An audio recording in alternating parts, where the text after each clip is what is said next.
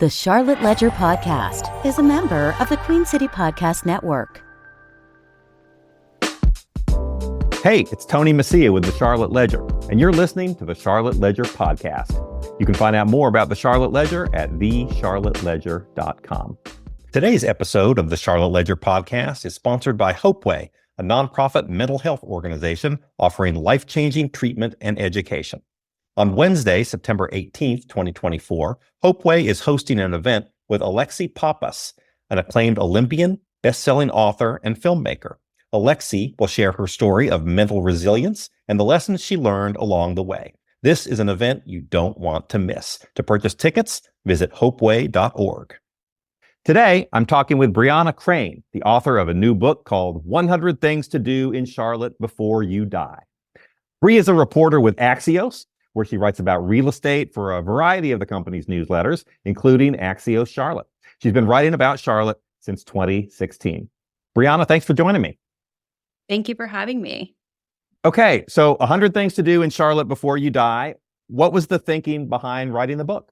So 100 Things to Do in Fill in the Blank City Before You Die is a series they have all across the country. The publisher is Reedy Press. And they came to me with the project probably a little over a year ago and asked me to write the latest edition. The first two editions had been written by a different Charlotte author, but the last one came out in 2018. So we definitely needed a refresh. So how much is it a refresh and how much was it a total rewrite? They kind of gave you you could either look at the previous editions of the book and just sort of refresh, but they really recommended actually you don't look at previous editions and you just go in it with your own gut and your own experience. So I don't actually know how many items are complete crossovers, but I know that some of the things are still in, they're kind of constant throughout all of the editions. Yeah, I mean, I would think, and I don't know, I haven't seen the previous two editions, but I would think there would be some things that are sort of common to the Charlotte experience, going to McAdenville and seeing the Christmas lights, going hiking on Grandfather Mountain, things like that are going to be, I would imagine, fairly constant. But then you're going to have some new things as well. And then you're pretty well versed in what a lot of those new things are. So how did you, and I think if you asked anybody in Charlotte, okay, can you give 100 recommendations of things to do? I think we would all have probably our own list. But how did you go about choosing your 100 things to put in the book? It was really a difficult process. It made me so anxious because you're totally right. Like your list would be different from my list, would be different from, a friend's list, another journalist's list. Like there really is a lot to do here and a lot to be proud of and excited for. And so I think what really helped me was I have been a journalist in Charlotte since 2016. And so not only has it been my job to kind of like cover these openings, closures, changes, and things like that, but I've also had that front row seat to like the court of public opinion. So I remember when people were really excited for certain openings or, I know in, comment sections, if we leave something out of a post, 100 people are commenting, oh, you forgot this place. So I kind of have had, again, that front row seat to people's reactions to being here and seeing what they really embrace. So it's a mixture of things that are like really near and dear to me and things that I know Charlotte just like fully embraces and is excited about. Yeah, I want to ask you about a little something that you said. I mean, sometimes I think Charlotte gets sort of a rap as being kind of a boring city or a generic kind of city. And not that there's nothing to do, but it oftentimes is sort of thought of as does Charlotte have its own kind of separate identity and separate culture. And I think you're showing sort of, in this book and all the different things there are to do. I mean, there are, a lot of things to do here. And so, I mean, what's your take on that? I think when you live somewhere, you really do take it for granted. So when I was writing this book, I thought of myself as a little bit of a tourist in my own city, because if you're traveling to a new city, you are looking for restaurants, you're looking for the art scene, you're looking for, the gallery that, is not, super popular on TikTok or something like that. Like you are really trying to find the best of the place that you're going to visit. And you can just as easily do that in your own town.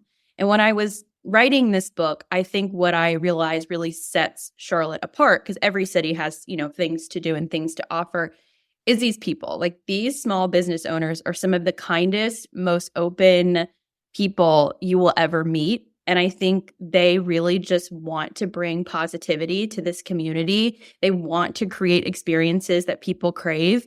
And once you start getting to know those people and spending time in those places and having conversations, I think you'll find this place isn't boring at all. Yeah, and it strikes me another challenge in putting together a list of 100 things is that I think nowadays in 2024 in Charlotte, it's a lot more possible for people to have sort of separate experiences in what Charlotte means to them. And I don't think it's always been that way, or at least not to the same extent. And by that, I mean, and you probably know people like this too, but I know people who live close to the center city, the Plaza Midwood or Noda or South End, who if they're going south of Woodlawn, it's like they're in a foreign country. And if you drop them on the 51 of Pineville Matthews Road, you might as well drop them on the surface of the moon. Like, they would never go back there. They would never go down there. And the same cuts the other way. Like, I know people in Ballantyne who, they don't really go to South End. They don't go to Plaza Midwood. It's a 25-minute drive. There's, it's hard to park, and so people can have their own existences, if that's a word. They can have their own existence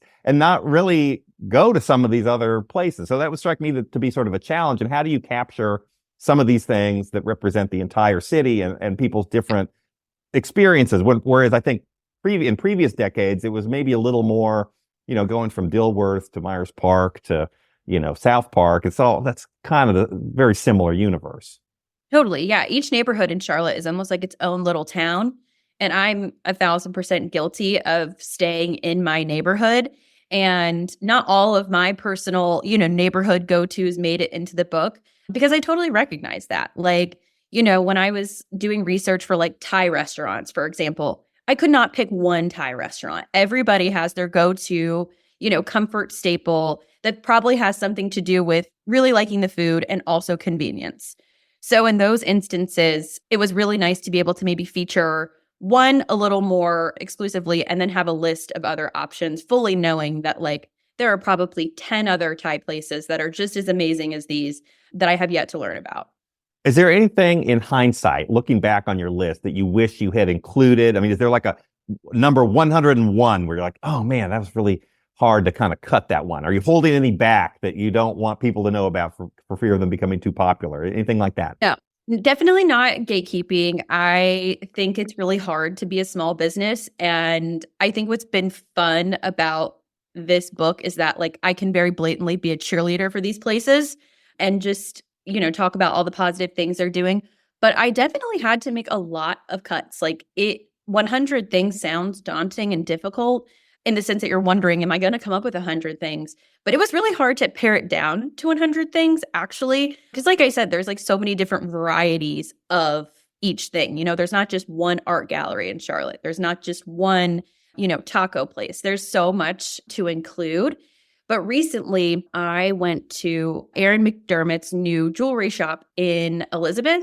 And it was an opening that I had been tracking, but unfortunately it wasn't open in time for me to, by the time I turned in the book.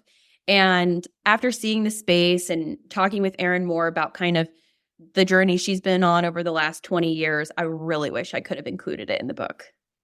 Well, maybe there's a fourth edition down the road. Yeah. We can redo it. I mean, one of the things I think is sort of interesting in the way the book is laid out is, you divide it into different areas. You have food and drink, music and entertainment, sports and recreation, culture and history, shopping and fashion. I mean, how do you see people using this book? And I saw an interview, I might have been in the Media Kit or something that said, well, it's for anybody, but it really with newcomers in mind. But what are the use cases, as it were? I mean, how do you foresee people using this book and putting it to good use? Yeah, I mean, if you're new to town or just visiting, I hope it makes, doing your research easier. I think kind of the value really is that curation. And I'm someone who's been studying the city for a living for a long time now. So I hope it makes people feel comfortable faster. I hope people find, their go-to coffee spot from this book. I really want it. I want people to read this and then go try something that speaks to them. But if you've lived here, like we touched on earlier, I hope it gets people out of their comfort zone. I know for me personally, even writing the book, it reminded me to get outside of, again, my neighborhood. And even people who lived here or were born here have picked up this book and have said, I've never heard of this place. So many people have told me one of the spots I'm thinking of is Rusty's. It's a burger spot in South Charlotte. It's been there forever. My husband's family has been going there forever. We go there all the time.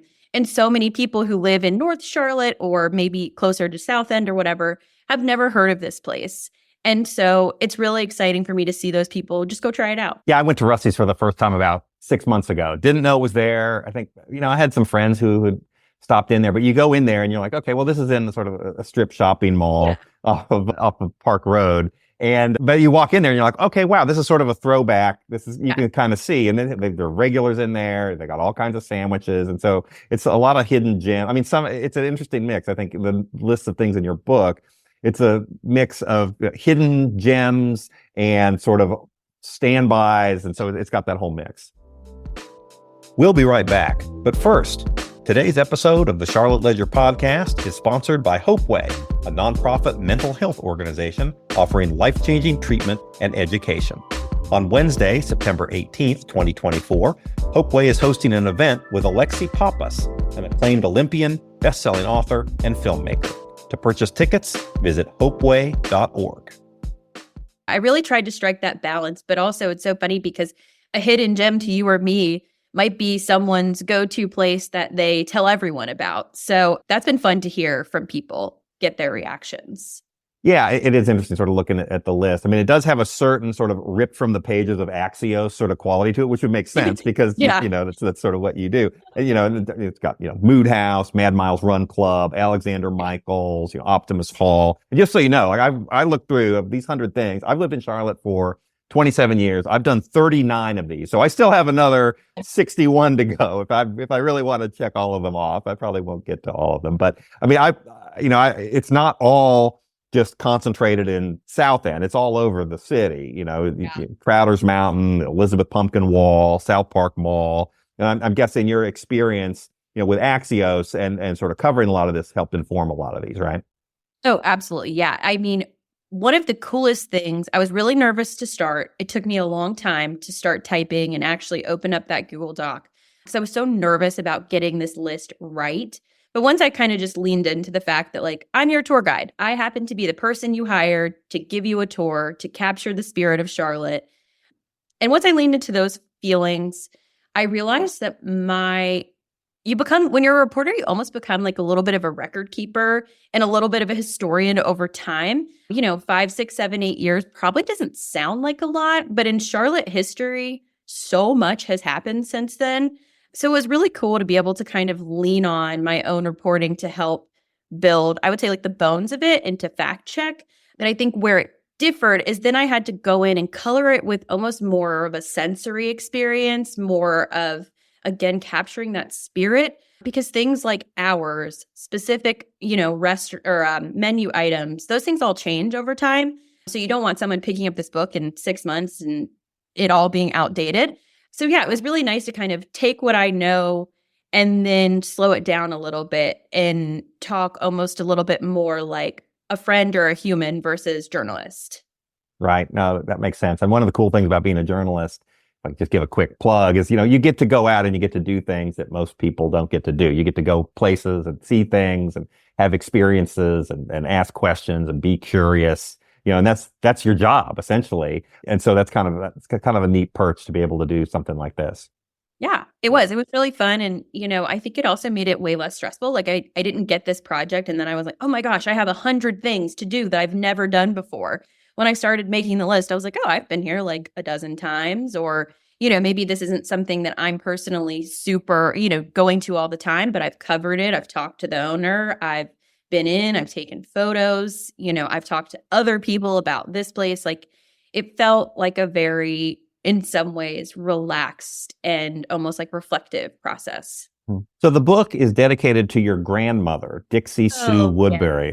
It sounds like from the dedication that she had a spirit of curiosity and adventure that you've picked up. Tell me about your grandmother. Yes. So she actually had 3 kids and she was, I think for a while, a stay-at-home mom, but that she loved being a mom, but she also was a very creative person.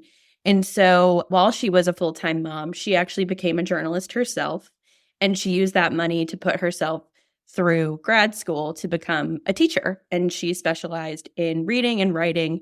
So we always shared that. She always was giving me journals. And I think when I was really young, I didn't really I was kind of like, why are you giving me another journal? And now that she's not here, I'm like finding my supply running out and really connecting with, why she thought that was so important. And it was, I don't know, she nurtured a lot of that creativity and curiosity because I think it was in her too. And it was really special to share that through writing and also just walking, experiencing our city.